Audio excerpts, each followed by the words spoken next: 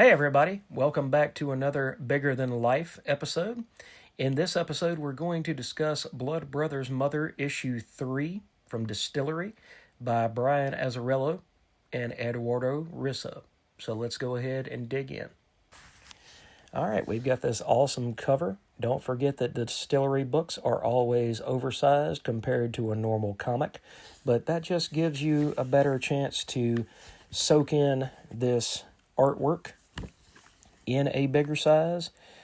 You know, I can't say good enough things about DSTLRY. They've put out a few things that just didn't connect with me, but 90% of the stuff that they've put out has been absolutely amazing. And here we have the continuation of the three blood brothers who are in search of the bastards, we shall say, that stole their mother and shot and killed their stepfather. We find them in the middle of searching for these guys. And it's almost like the Fellowship of the Ring. You have these three brothers who make up this fellowship, and by the end, you have a breaking of the fellowship. Daniel finds someone that he cares for, and he decides to go off on his own path. And vengeance is not always as easy as it seems. Vengeance is not black and white, just like a lot of life. But we have these murderous guys here, and they're being hunted by Ed Percy. Well, Ed decides to take a little bit of blood, and meanwhile, we get back on the trail, and we're following this family of mother, father, son, grandparents, and Ingrid, all trying to make a better life for themselves. And the boys find this family and gives them a better chance at a different life. Meanwhile, we've got this fella laid out until he's got some maggots in his mouth.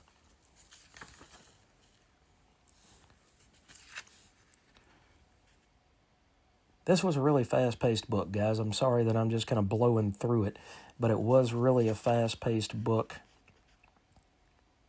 because you've got so many different moving parts. And you've got the mother, who is the central character in this whole thing, but she's been abducted, but she's been abducted willfully. She wanted to go because there's history with the abductee.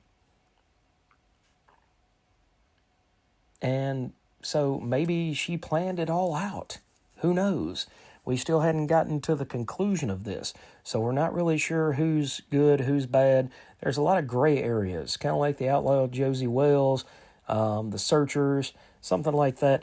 There's a lot of gray areas in this story, which oddly enough doesn't have a lot of gray in the book. There's a lot of color. There's a lot of orangey and yellow sunsets. There's the American West. You've got people at each other's throats.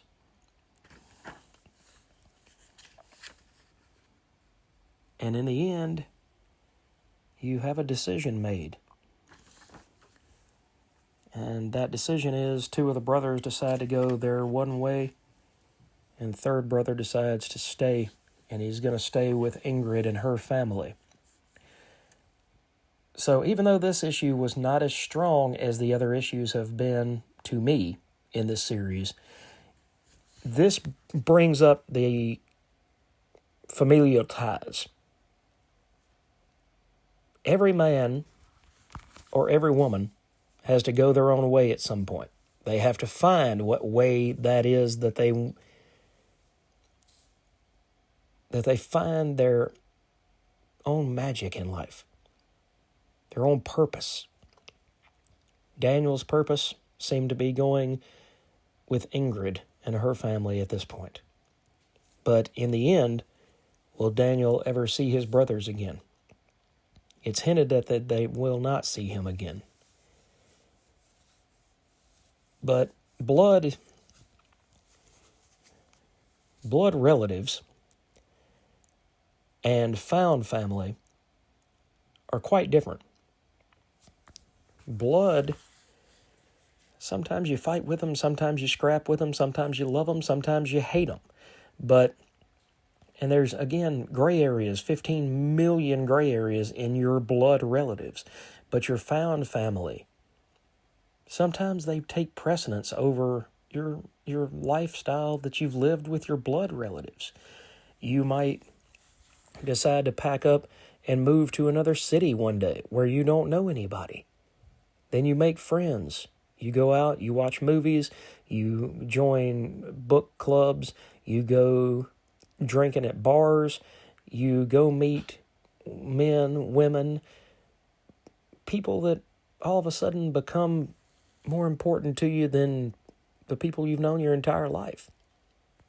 So even though this is just a comic, it shows how life can change in a heartbeat when you make a decision. And we don't know yet, because the next issue hasn't come out yet, but we don't know whether that decision is a good one or a bad one just yet. We just know that Daniel followed his own heart. And as long as you don't have nefarious thoughts or evil intentions for people, a lot of times following your own heart is going to give you the best results that you could ever ask for.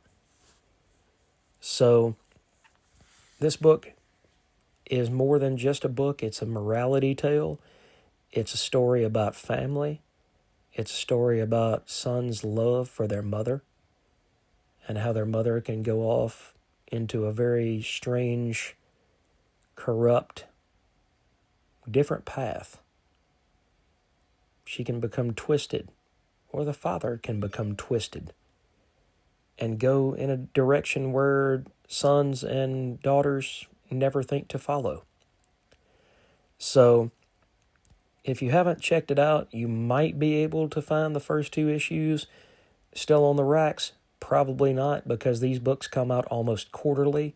So you're talking almost a year ago before the first issue hit. But you might want to get online and check and see if you can order from DSTLRY.com, or see if you can order from Amazon, eBay, somewhere like that, and find the first 2 books of this and pick this 3rd book up, because I think it's one of the most solid distillery stories that have been out there. Stories about family often are. They give off a different feel than a story about a serial killer, or a story about Spider-Man, or a story about some faraway place that you've never been. And no, I've never been to the American West. I've never had to go chase down some varmint because he kidnapped my mother. But at the same time,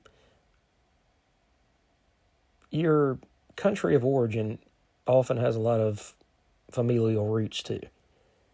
A lot of boys my age grew up playing cowboys and Indians and wanted to be a cowboy or an Indian. So the Midwest and the Far West are still a part of American history, and so we all kind of feel that tug at us when we read these stories. It's why Yellowstone hits with so many people, even though they've never been on a ranch, they've never seen cattle or horses or wide open fields out in Montana. They've never seen any of this.